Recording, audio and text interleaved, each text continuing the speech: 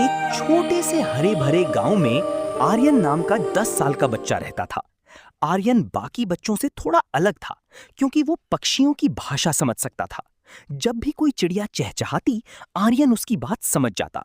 गांव वाले इसे उसकी कल्पना समझते थे, लेकिन आर्यन और पक्षियों के बीच सच में एक अनोखा रिश्ता था।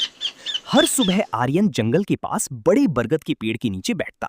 रंग बिरंगे पक्षी उसके आसपास आकर बैठ जाते। कोई उसे मौसम की खबर देता तो कोई जंगल की बातें सुनाता। आर्यन सभी पक्षियों को अपना दोस्त मानता था।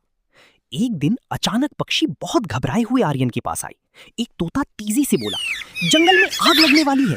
कुछ लोग पेड़ काटकर आग फैलाने की तैयारी कर रहे हैं। आर्यन डर गया।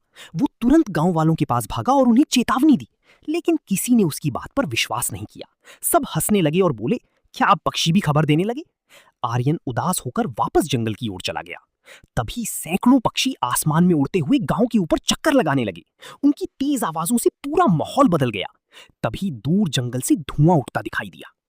अब गांव वालों को यकीन हो गया कि आर्यन सच बोल रहा था।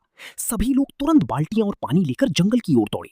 पक्षी भी आसमान से उड़ उड़कर लोगों को सही रास्ता दिखाने लगे। कई घंटों की मेहनत के बाद आग बुझा दी गई।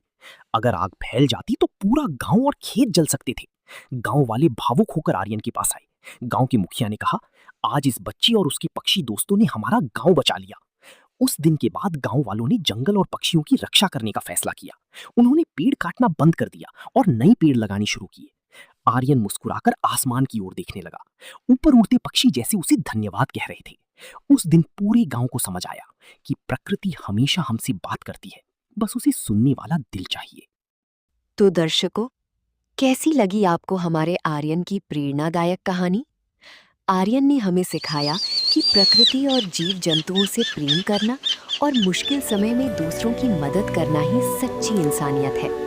अगर आपको ये कहानी पसंद आई हो तो इसे अपने दोस्तों और परिवार के साथ जरूर शेयर करें।